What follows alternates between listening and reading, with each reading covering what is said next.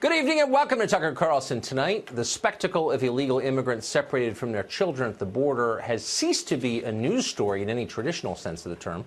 It is now an event, a kind of competition in which elites vie to see who can reach greater heights of rhetorical excess and self-righteous posturing. It is performance art, really. Congresswoman Nancy Pelosi and even Hillary Clinton took an early lead in the contest by bypassing public policy questions entirely and moving straight to theology. Here are part of their sermons. Watch. The hypocrisy of all people of faith in our country not to clamor for this, for what the administration is doing to end. Those who selectively use the Bible to justify this cruelty are ignoring a central tenet of Christianity. Jesus said, "Suffer the little children unto me." He did not say, "Let the children suffer." So the same people who support third-term post-viability abortion for purposes of sex selection are now lecturing you about God and sin and the holiness of children. Feel chastened? But wait, there's more. So much more. On Facebook, Senator Ben Sasse called the administration's policy wicked, as in immoral and devilish. Former First Lady Laura Bush likened it to the internment of the Japanese during World War II, a moral stain upon this nation. Former CIA Director Michael Hayden went all the way. He tweeted out a picture of Auschwitz, a death camp, and compared the U.S. government to the Nazis. After sobering up, Hayden walked that back a little bit on television, but not much. Watch.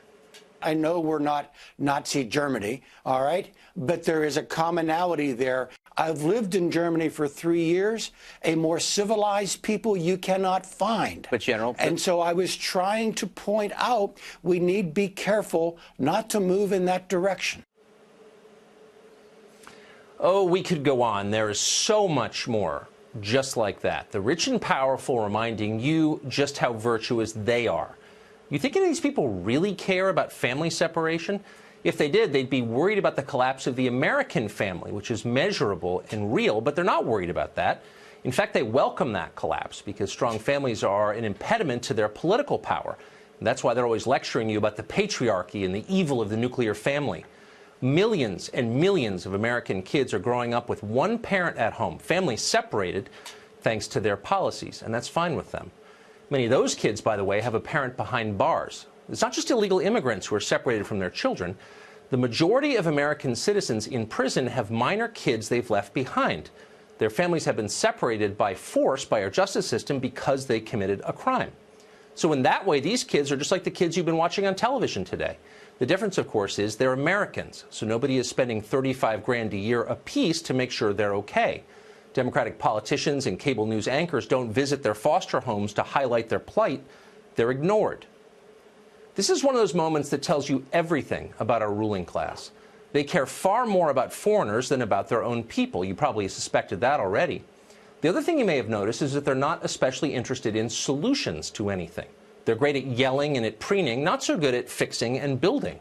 We could strengthen our borders to keep illegals out. We could fund more immigration courts to process those who sneak through anyway. We could even build more housing facilities at the border, holding facilities, to allow families to stay together while their asylum claims are processed.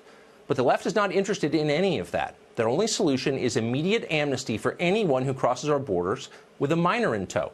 And of course, that's the same as no borders at all, not to mention a powerful incentive for child smuggling. They don't care. Because no matter what they tell you, this is not about helping children. A lot of people yelling at you on TV don't even have children, so don't for a second let them take the moral high ground. Their goal is to change your country forever, and they're succeeding, by the way. Since 2014, to name one example among many, at least 500,000 Central Americans who came here illegally have been released back inside our borders. Did anyone vote for that? And more to the point, who's going to pay for that? Not the people you've been watching on television today. Their kids go to private school if they have them. Their neighborhoods look exactly like they did in 1960. No demographic change at all, just like they like it. There's no cost to them. The cost is entirely on you. But don't complain, or else they will call you Hitler.